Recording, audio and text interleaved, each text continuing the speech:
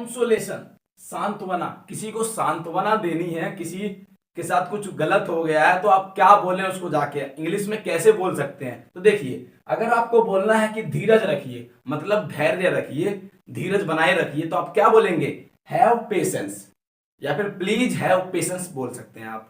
उसके बाद अपने आप पर भरोसा रखिए, मतलब अपने आप पर भरोसा रखिए, तो क्या बोलेंगे, have faith in yourself, have faith in yourself. ऐसे ही मुझ पर भरोसा रखिए, have faith in me, have faith in me. तो किसी भी चीज पर भरोसा रखने को बोले, अगर भगवान पर बोलते हैं तो हैव फेथ इन गॉड, अगर बोलते हैं कि अपने पिता पर भरोसा रखिए तो have faith in your father. तो कुछ किसी भी चीज में भरोसा रखना हो, किसी मनुष्य पे, किसी या भगवान पे, तो आप क्या बोलेंगे, हैव फेथ इन, उसके बाद जो वो नाउन है वो लगा देंगे, जो प्रोनाउन है वो लगा देंगे। अब देखिए जरा, इस ईश्वर पर भरोसा रखिए संकट टल जाएगा, मतलब भगवान पर भरोसा रखिए मुसीबत टल जाएगी। तो आप क्या बोलेंगे, पहले बोलेंगे ईश्वर पर भरोसा रखिए, मतलब हैव फेथ इन गॉड, उसके बाद मुसीबत टल जाएगी, miss Fortune will pass, miss Fortune will pass. भाग्य को कौन बदल सकता है, बोलते नहीं किस्मत का लिखा कोई नहीं बदल सकता है, आप जाके बोल रहे हैं कि भाग्य का लिखा कौन बदल सकता है, तो आप क्या बोलेंगे कि what is loaded cannot be bloated, what is loaded cannot be bloated। या फिर आप क्या बोल सकते हैं, there is no armor against fate, ये एक प्रकार का प्रोवर्ब है, तो there is no armor against fate।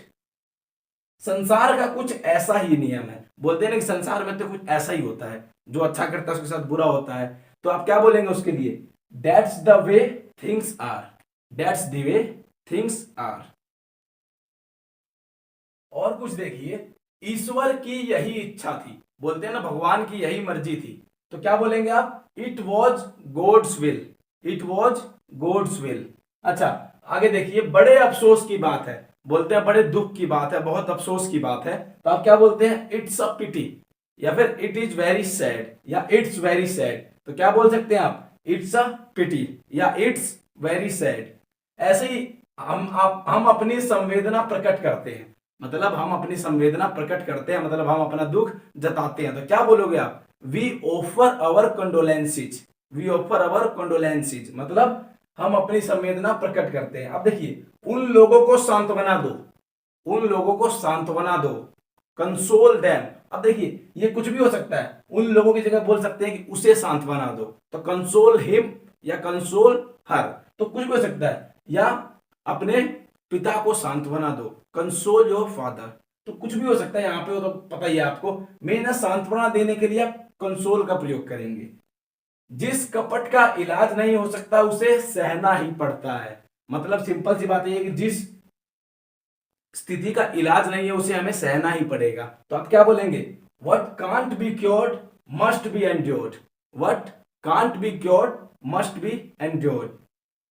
आपके पिता की आत्मा को चिर शांति मिले, कहते हैं ना कि आपके पिता की आत्मा को शांति मिले, चिर शांति मिले, तो आप क्या बोलेंगे, may your father soul get eternal peace, may your father soul get eternal peace. इसके लिए बहुत कॉमन जो यूज होता है वो ये भी है कि रेस्ट इन पीस बोलते हैं, कि मे your father rest in peace, तो उसका भी यूज कर सकते हैं आप। मैं तुम्हारी भाई के देहांत पर दुखी हूं, या किसी के भी देहांत पर दुखी हैं हम, तो क्या बोलेंगे, I am deeply grieved at your brothers death, या फिर I am deeply grieved at the death of your brother, कुछ भी बोल सकते हैं आप। ये चीज हो सकता है, देखो भाई के देहांत पर या पिता के देहांत पर या माता के देहांत पर, जब जिसके भी देहांत पर आप दुखी हैं, आप क्या बोलेंगे, I am deeply grieved at the death of your brother, father, mother, anything, जो भी है।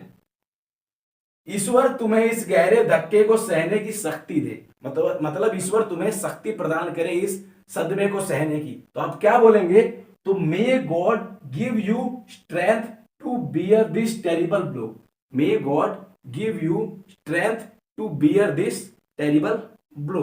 तो ये थे आपके कॉन्डोलेंसेस, कैसे हम शो करें।